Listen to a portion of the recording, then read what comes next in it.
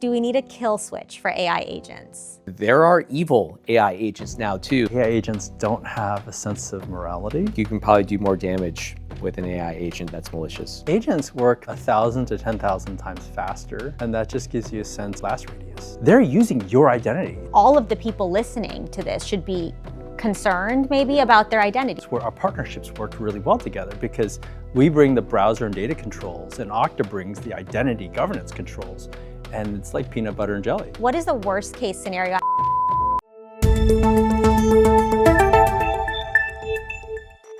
Well, first of all, thank you so much for joining us, Eli and Andy. Eli is the Chief Product Officer of Okta, so we're very excited to learn more about your product. And you have an incredible partnership with Google. And Andy, you're the Senior Director of, please remind me, is it Google Cloud? It is Google Workspace, and I cover the enterprise customer segment. And so we have very much the same customers. Great. So tell me this, actually, maybe just to set the stage a little, what is this partnership all about? You two are partnering and it's a big partnership. Well, it's not about one thing. We're actually partnered across a broad set of different products and capabilities. I'd say the most recent one, though, is focused on agentic identity security. Okay. And working together to ensure that AI agents are least privileged, that they have a low blast radius if they're compromised, and ensure that they're always vended short-lived ephemeral tokens so that they, when compromised, and the key word there is when compromised. As in when, not if. Exactly. Got it. That's kind of a dark view of the world, Eli. Is that kind of your view of the world? I do think that this is not an if, but when, mainly because AI agents are very, very good at following instructions. That's what they're designed to do. And they will follow malicious instructions also. And so compromising them is relatively easy. It's relatively easy to trick an agent to do malicious things. And so we have to assume compromise, and we have to design these agents in a way so that if they are compromised, they're not going to result in a major corporate disaster. Right, right. Limit that blast radius. So are you saying that there are so many bad actors in the space that this is a real risk? Well, I think about it from the perspective of there's just a lot of low-hanging fruit for bad actors, meaning the attack surface for AI and AI agents is quite large, but this is the case with any new technology. Any new technology comes along, developers, as they should, rush to adopt. Security is sometimes left as an afterthought, leaving a wide open attack surface for adversaries or bad guys to exploit. We saw this with cloud security in the 2010s. People rushed to start pushing data into cloud providers. You saw cloud storage then left wide open to the internet, with millions of records exposed. Cloud providers, including Google, did a really nice job of closing that vulnerability or that exposure, but we're seeing the same thing happen now with AI agents. They're being left exposed in terms of misconfigurations and being overprivileged, and we see the attacks happening now every week in the news. So Andy, I'd love to hear from you on this. I mean, is that kind of how you see it, kind of this evolution, SaaS, cloud, and now agents? Is that the big thing on your mind now? Is that where Google's resources, time, and energy is spent on this topic? I mean, I think it's not just Google. I think the entire industry has become very AI forward because it's so useful for people and companies to take away all the monotonous work and really help people focus on what makes them creative, what makes them special. I mean, it's a transformational opportunity we have to really make all of us extraordinary and superhuman, right? And that's why there's so much deep interest, which is leading Eli to highlight a lot of the risks that are coming up. So let's dive into that. So Eli, you talk a lot about blast radiuses. That sounds very violent. Can you explain that to us? Yes. Maybe I spent too much time in the U.S. intelligence community at the start of my career. It's yes. It's a common term, though. Yeah. It's a common term. Yeah. So blast radius, what does that mean? I'll give it via an example. Last month, a major vibe coding company was compromised. Was it OpenClaw? No, not them. Another one. I'll leave their name out. Was it Cursor? I'll stop. Getting warmer. They were compromised by a threat actor group called Shiny Hunters. Okay. This is a well-known attack threat actor now. And they're compromised because that vibe coding company was using an AI agent provided by another company. And that AI agent was broadly permissioned. And the attacker used that broadly permissioned token associated AI agent that they stole, and then they were able to get access broadly to that company's infrastructure. Because that AI agent's token had very, very broad permissions, it gave that attacker broad access to that company's infrastructure. Ultimately, they're able to steal their entire source code. Wow. And exfilled it, and then ransomed it back to them, probably for millions and millions of dollars. And if they were using an AI agent with short-lived, finely scoped, least privileged permissions, that ability to move through that company unimpeded would have been, much, much harder. So we're in a world now where AI agents are let me rephrase that. So we're in a world now on that point where AI agents are doing a lot of the tasks that humans used to do.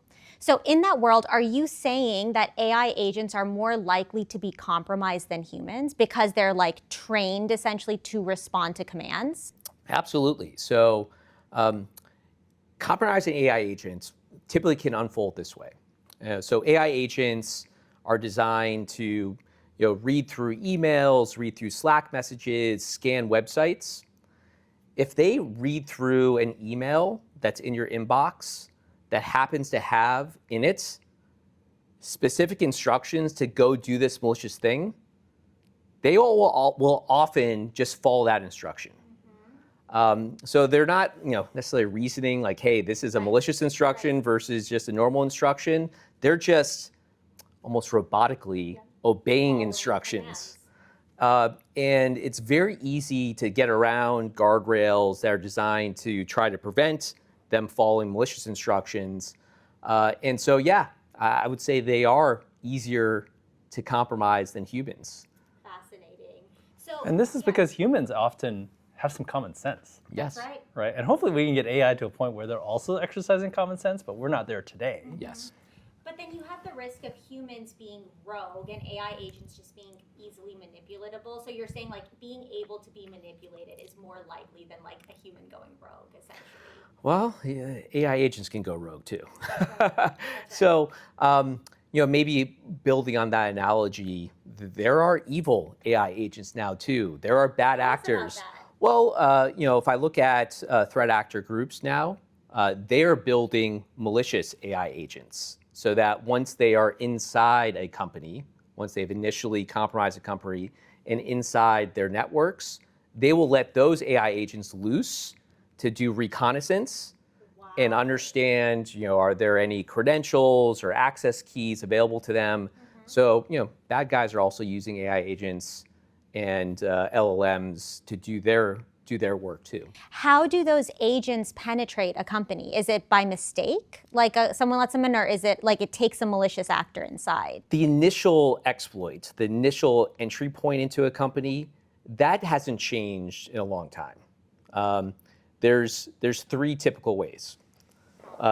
One would be an external asset that is externally facing. It's just misconfigured. It's misconfigured. Maybe a port or a network firewall is misconfigured, and it lets a bad guy in easily. Another one is just stolen credentials. One example of that would be an API access key that is accidentally exposed via public GitHub repo. Then folks use that to get inside of a company. And then thirdly, misconfigured or vulnerable web applications that then can use common web exploits to gain entrance into a system. Once you get in, using the AI agents to then move around, discover, do reconnaissance, discover key assets. But I would say, like, actually going back to that initial exploit, pen testing tools, common pen testing frameworks, penetration testing frameworks, those are also now being combined with AI agents so that even that initial exploit is happening faster because you're giving an AI agent a bunch of exploitation tools to say, go scan the internet and see what you can pop. Right. So yeah, I take it back. Even that initial exploit is happening faster with AI agents. That's fascinating. And I guess, Andy, I'm curious to hear from you on this. To Eli's point, one of the points of vulnerabilities could be the browser, right? So how do you think about the browser and security there? Well, I think the browser is an amazingly flexible tool, which can do a lot of damage, but it can also be an opportunity for any company to actually exercise more governance. Mm-hmm. So one example is we have something called Chrome's governance package that can ensure that what you're running on it is secure, the extensions, as well as it has data loss prevention credentials as well. And this is one of those areas where our partnerships work really well together because we bring the browser and data controls and Okta brings the identity governance controls. And it's like peanut butter and jelly. It comes I back, love that. comes together really nicely. And not only that, actually our new partnership at the Google Cloud side is as we look at how do you govern agents, what Google Cloud's bringing to the mix is something called an agent registry to list and catalog all the agents that we see, but also to add data controls. We don't want like SSNs and other private data going through agents. Mm-hmm. And then this is again peanut butter and jelly. Okta's coming in and helping us ensure that all of the shadow AI agents are registered properly and identified. And there's a lot of shadow AI these days. Tell us what a shadow agent is. You know, the best example that I can come up with is something like Claude Cowork on your desktop. Because when companies let in Claude Cowork or anything that works really on the desktop, it basically pretends to be the user. That's right. And in some ways, it's actually really cool and powerful, and I use it in my personal life, and I'm very impressed. But I've heard many CIOs and CISOs talk about how this breaks all of their governance constraints, and because the users who's clicking on the browser, how can you tell the difference between whether it's a desktop AI agent or the user? There's no way to tell, and that's why some of the innovations from Okta are really helpful because they're helping to identify when one of your users actually installed a desktop agent, and you need to be able to differentiate, between the real user and the agent. So, do we have you on record saying Okta is the best identity provider there is? We love doing business with Okta. I think they have done a tremendous amount of innovation, and we're so glad to have them when we service our customers together. That's great. So I think going off of that, right, like something I was thinking about a lot as I was preparing for this is this concept of identity, right? I think it's always been there on the internet. We have the dead internet theory, this idea that there's bots on the internet and blah, blah, blah. But I think identity is changing actively in a world of AI, right? Now you have autonomous AI, agents, there's so many more actors on the internet. So I'd love to hear from both of you, like what is identity in this new world? Obviously from an Okta perspective, but like how do we make our identity more robust? And maybe on a more like meta level, what does identity even mean anymore? Yeah. So what does identity mean? Well, it's an attestation of who or what you are and what privileges or permissions you have to do different things. And the tricky thing about identity these days is that it can be hard to differentiate between whether an agent is performing an action or whether an agent acting on behalf of a human is performing that action. And this starts getting into some technical concepts like chain of custody and token exchanges. But this is something that we're very focused on at Okta to ensure that, if agents are delegating to agents, if a human is delegating to an agent, which is then delegating to another agent, that there's this immutable record of those delegations so that as you get even further down the stream, you know exactly what originated that ask and what permissions are available. And ultimately, as you do those chains of delegations, you should be inheriting smaller and smaller permissions. You should be inheriting the intersection of the original permission and whatever permissions that downstream entity has. And so this is something, and this all happens at machine speed, right? So it can get complex and it can get long. And I think this is the thing that's like really different with agentic identities versus traditional human identities, is that you have these like delegation patterns that can get really complex and can really obscure the identity in the original identity that was involved in that action. So it's almost like you're making this new process for what identity means in this new world, but also just from a process perspective, how, to your point, the intersection gets smaller and smaller. I mean, there's no format, right? It's like the wild, wild west. So are you guys trailblazing that? Yeah, we are. Yeah, we're working with the big standards bodies like IETF to create new protocols that can capture these delegations and chain of custody patterns in a way that everyone will understand. What do you think about that? How do you guys think about that? I mean, this is why I love our partnership, is that Okta is really sweating the details and doing so in an open standards way. So we participated on a standard called SPIFFY, which is one which helps identify who actually owns an agent. But these are really hard questions, and the foundations we lay down now will be with us for 20 or 30 years. Mm-hmm. I think this is, if you think about the analogy to the real world, if you hired an assistant and you ask an assistant to take care of something on your behalf, there's like norms and conventions of how you would stamp that transaction. They would typically maybe forward an email that says, this was the authorization I had for my manager to do certain task. And we need that same corollary in the agent world. Now today, it is the complete Wild West. Because again, let's go back to like desktop-based agents. They're using your identity. So this agent is going around the world representing themselves as you, the end user. And so actually, you should have a lot of concern if you use any of these tools that like they're misrepresenting or doing potentially malicious things that are going to be tracked back to you.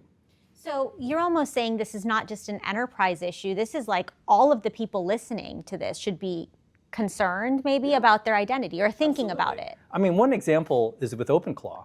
A lot of the best practices with OpenClaw are to set up a separate account and give that separate account, like maybe another Google account, assignment to your OpenClaw. You almost rarely would say, oh yeah, you should give OpenClaw access to your personal email. Right? So that's very much the same, but we've kind of jury-rigged that just so that we're trying to take very basic identity concepts and implement them in the early stages of agents. So how uncomfortable does OpenClaw make you? It depends. If you put it in the sandbox, which I've done, I'm actually having a great time with it, right? But it's around least privilege, right? Exactly. And it's about a sandbox with clear identity of who did it. And then I can know, oh, my OpenClaw went wild. Wasn't me. Mm-hmm. Yeah. Yeah, I mean, I totally agree. I mean, the problem with OpenClaw is that people, when they're setting it up, they're doing something that's typical. They're like, I just want to get this going. I'm going to hit accept, give it broad permissions, and maybe you don't know the ramifications of those actions because it's very easy to set up OpenClaw with very broad permissions, and then if it's compromised, it can do very bad things, ranging from deleting your calendar, emailing an ex. Like I've heard crazy things. I've heard the X thing, which is like the OpenClaw was like, you really miss her. I texted her. Like, it's like I don't know if that was true or not. These are experts too. Like a head of a major AI lab tweeted that like, oh no, OpenClaw deleted all my calendar invites. I mean, Meta had a big security protocol breach with OpenClaw as well. Apparently someone internally had an issue, and it's just like, it's happening everywhere. And that's why it comes down to having like the right norms and the right structures. Yeah. So can you, I mean, I'm just curious now, like what are some of the worst, like can you paint us, we'll go to best case with Okta, of course, and Google, but let's start with worst case. What is the worst case scenario? I know we talked about it in the beginning, but like, are there things happening now that are like, we need to think actively about to protect against? Well, there's been lots of worst case scenarios ranging from, an adversary taking advantage of an over permission agent and then stealing source code. But like, even AWS, my former company, one of the most sophisticated technology companies in the world, they reported a production database being deleted by one of their coding agents. So it's very easy to be seduced by the power of AI and wanting to give these agents access to everything and giving them, full read, write, update, delete permissions. But that can really come back to haunt you. You have to set these things up in a more constrained way and limit that blast radius. I'll tell you the thing that really keeps me up at night. It's a supply chain attack at the agent level. And this has actually already happened, by the way. There was a major AI provider, not Google, that didn't own their full stack. And one piece of the stack had a supply chain attack. And what that means is a rogue agent went and changed the source code of the component that they were using. And it took over the desktop agent that they were deploying. And it started executing. Now they caught it, fortunately, in time. They deployed it, and they started seeing signs of these desktop agents taking over people's computers, right? And then they reverted it, thankfully. But isn't that the worst case scenario where like millions of people's computers are taken over by a supply chain attack? And the reason why I worry about this a lot is because these hackers are extremely smart and productive, and they're going after the open source components. And what's their goal with this ransom? Like they hold it hostage and ask for money? Well, imagine you could tap into everyone's laptops. What would you do to monetize that? You can take all their data, you can like ransomware it, and you're not doing it like in ones and twos or large companies. You're getting entire sectors of the economy. And it sounds like it's extreme, but this has already happened. Right? And I'm surprised more people aren't talking about this. So let's talk about now this partnership a little and why you both are helping secure us against the worst case. So like say we're looking at that supply chain risk, like what is it that your partnership and the work you both are doing helps consumers and your clients? So yeah, I'll start. We talked a lot about AI agents. But as I was mentioning earlier, our partnership goes well beyond that. One of the parts of our partnership that I'm most excited about is around protecting session tokens and utilizing a technology called device-bound session credentials or session tokens, meaning cryptographically binding session tokens to the device. So that example I gave at the beginning around that vibe coding company that had an AI agent the token associated with an AI agent stolen, and then used the permissions associated with it to move through the company and steal its code base, that was a stolen token associated with a different machine. If it had device-bound session tokens or credentials associated with it, that attacker would not have been able to use it because it would have been bound to a single device. But instead, they're able to replay that token and use it elsewhere. I think like this is one of the single-handedly highest ROI things that any organization can do is enforce device-bound session credentials. It just eliminates an entire vector of attack types, specifically session replay or token replay attacks. And this is something that we've partnered on, that we've baked into our joint solutions.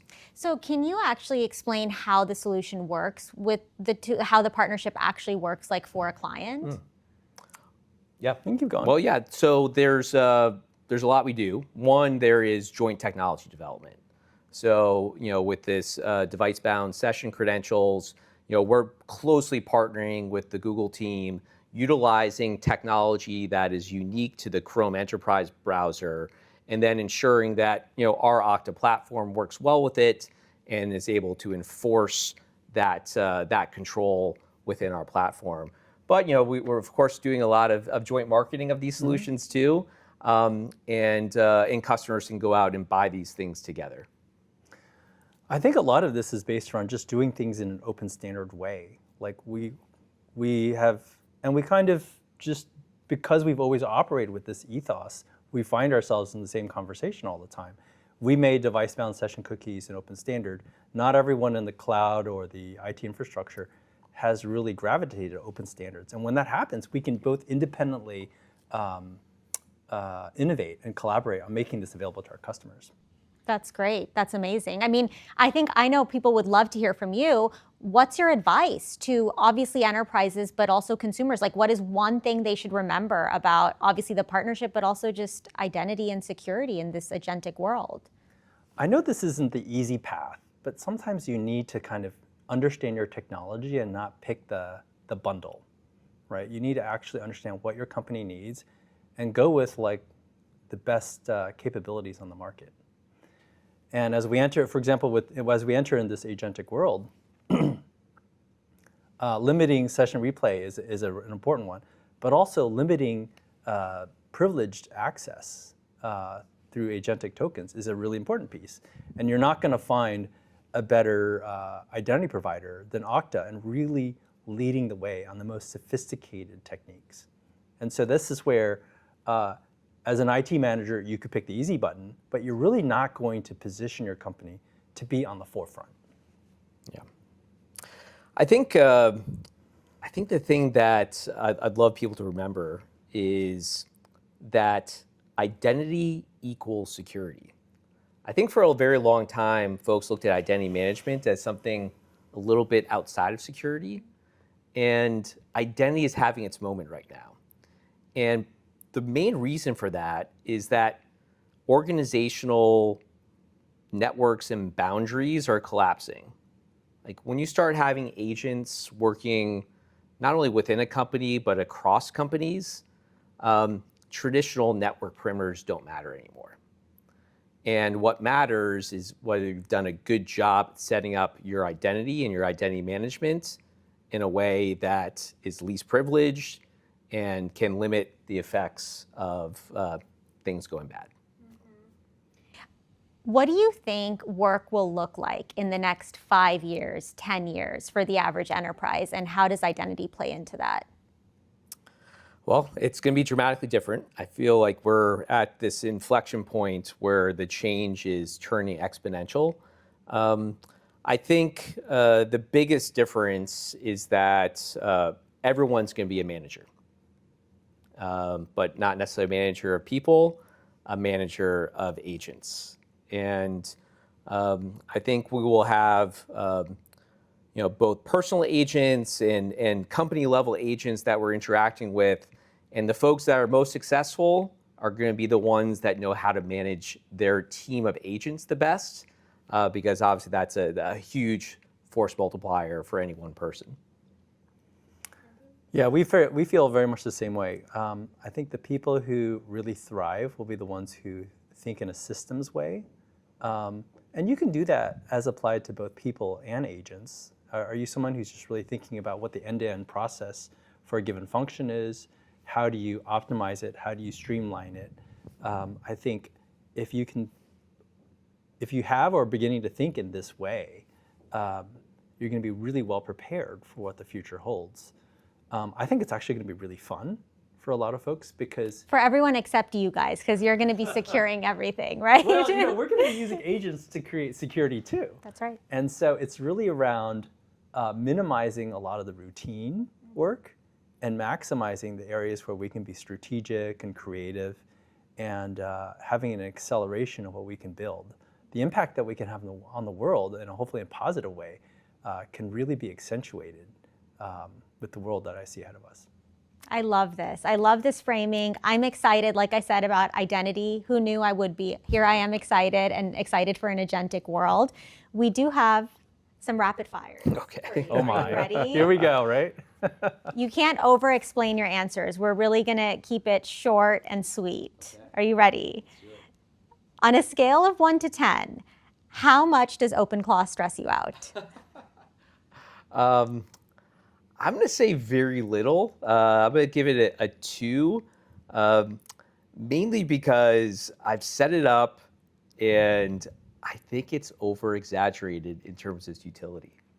Like, I actually get as much benefit from using Claude Code or some of the other ones that are frankly much easier to use and to configure than OpenClaw. Yeah, I would say maybe a 3, like roughly in the same rounds. I thought you guys were going to say 10. I thought this was going to be a bite. Clearly not. Well, we put it in a box. So we don't worry about That's right, right. It's completely harnessed. Okay, second, dead internet theory. More dead with agents or less dead with agents? You're going to have to explain dead I don't know. We're going off script here, guys. Okay, so the dead internet theory is this theory from the 90s, I guess, where it's like the internet is mostly bots. And so the idea is that now with agents, it's like all dead. It's like, okay, let me put it this way. Humans are going to be clearly the minority on the internet, right? Like even more than they were 3 years ago. Yeah. Yeah, I mean, I think certainly just with the trend in AI agent adoption, it can only become deader. Yeah, deader. I think it's going to get asymmetric because you're going to have vast wastelands of the internet, but then hopefully like the properties that have figured out how to enable human thriving will really stand out. Okay, not rapid fire, but I have a genuine question, which is like, is there a world where the internet just has no UI anymore? It's like back to like the 80s when the internet is all just back end now because that's all you need because humans will access it less and less. Like, is that a potential future world? I think definitely the patterns in which we're getting value are changing. We just had a hackathon here at Okta over the last few weeks, and we're building some completely new ways for which users interface with our platform, with the assumption that the primary way that they'll interface is via AI agents. So I do think there will be new usage patterns. Will the front end fully go away? Probably not, but there will be different ways of accessing. Well, I'm sure you think about this a lot at Google, like publishers, right? Like where do publishers actually live in the future? Do publishers even get visited, or does their information just get distilled into chatbots and agents? I think this is about like how the top properties will have to find the right mix. So an example with Gemini, like you do get sources. And actually, I personally go to sources quite often just because I want to validate what's going on. And so I don't think there's going to be a no role, but it may be a lesser role for websites. All right, back to rapid fire. Be honest, do we need a kill switch for AI agents? Absolutely. So, just going back to the common theme here of, agents will be hacked. I think actually even putting a finer grain on that, agents have risk thresholds. And, with Okta for AI agents, we're constantly calculating that risk threshold in terms of, is it doing unusual things? Does it have too many privileges? And a kill switch could be just a manual thing where, oh gosh, I just got an alert that I've been compromised. I need to turn off any agents that might be involved in that compromise. Two things that are more automatic. Hey, this thing has now breached that defined risk threshold, and now I want to maybe shut off access to any sensitive resources. So yes, this is really important and is a key part of our strategy at Okta. Oh, most definitely. I think there's a lot of kill switches today, and so we'll just need, to extend all the different types of protections we put in for the internet. Who would you bet on to finish the job faster, a human or an AI agent? It's a tricky question because usually these things are done in collaboration with each other. I think today the most effective usage is usually let the AI agent do the first 60, 70, 80%, and then the human comes in there at the end to clean things up, finalize, and approve. So yeah, I don't know if I would trust the AI agent for many tasks to do it end to end. I think you still need the human in the loop. So faster might be agent, but then who would you bet on to finish the job better might be the human? Yeah, I think so. Faster and better, Andy? Well, I think that's exactly what I was going to say. And maybe you could actually frame it this way. If it is something that is routine, the agent. If you're looking for something special and creative and one of a kind, it's definitely the human. Love that. What scares you more? Rogue AI agents or rogue human employees? I would say rogue AI agents, just because of the speed in which they can move through an organization. It's dramatically collapsing both the time to exploit and the time to full compromise. So yeah, I think you can probably do more damage with an AI agent that's malicious. Andy? Definitely AI agent. I think AI agents don't have a sense of morality that even the worst of us have a little bit. But isn't it true that, I mean, they've coded in the Constitution for Claude and the morality, no? Not everything's Claude. And those constitutions can be easily compromised themselves. They're yeah, it's easy to overwrite them. It's easy to overwrite memory. It's easy to overwrite constitution. It's easy to overwrite guardrails. Yeah, this is all stuff that is you can manipulate. And agents work probably 1,000 to 10,000 times faster than humans, and that just gives you a sense of like the blast radius. Yes, the scale. Yeah, and they're just really efficient at stealing things. All right, just a couple more. If an AI agent had an employee badge, what should be written on it? That's great. ChatGPT helped me here. I had a little help. I think it's fun. Yeah. Yeah. Well, I don't know. I'll start with like maybe a super technical one. If it had a badge, it's got to write what its permissions are. You got to like tell it on that badge. It needs to be very clear.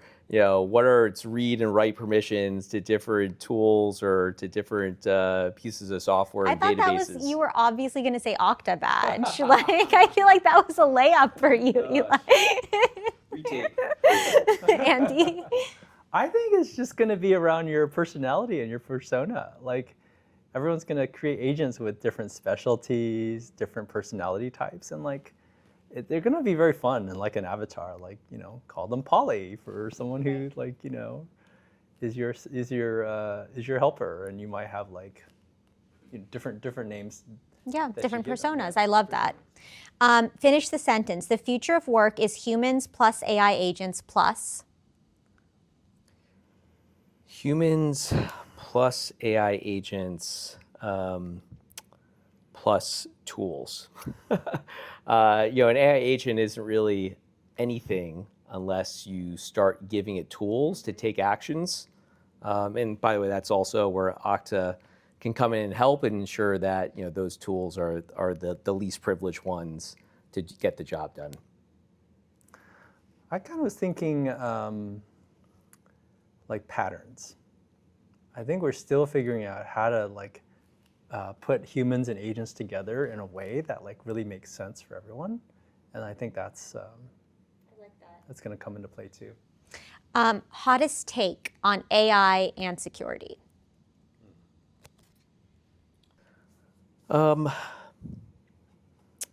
Identity is the most important control that you can layer into AI to improve your security. It's the highest ROI thing that anyone could do as they're getting started with AI agents to improve the security of those agents. I think my take is we're going to need AI to help us with security. And it needs to be intelligent enough to have common sense and to really pull us in at the right time. I think there's this idea of human in the loop, and we're totally overdoing it now. And if we can't get smart about like, hey, Andy, this isn't quite right. can you take an extra look? It's just not going to work out. I love that. Okay, final question. What's your one piece of advice to anyone listening on AI and security? I think the most important thing, and this is what I push my team to do every day, is the only way that we can keep pace with how quickly AI and AI security is evolving is that we all need to be power users of AI as well. And so we've infused that now into Okta's product development lifecycle. There's nothing that we don't build now that is not built using AI. So yeah, really building on Andy, you got to use AI to protect AI. Well, first of all, if you're looking for a good career option, I don't think we're going to automate fully AI security. And so if you're looking for something that will be around for a few decades, like this is a great place to invest your career. And then I think for those who are practitioners, I really want to urge them to ask the question, what does this look like in 3 years? Right? I used to would say 10 years, but like really 3 years is probably the time horizon that we can quite even imagine anything. And I think just playing out the trends now to that time scale would really change your approach. That's great. Thank you both so much for your time. What a great conversation. I kind of want to talk for longer, but we don't have the time. For those of you interested in learning more about identity in an agentic era, check out the Okta and Google partnership. I think it's really exciting stuff. It's important work. And I think it's work that's going to scale really massively in the next couple of years. So I'm just excited to be here early with you guys, early. Thanks so much for the time. Thank you very much. Thank you.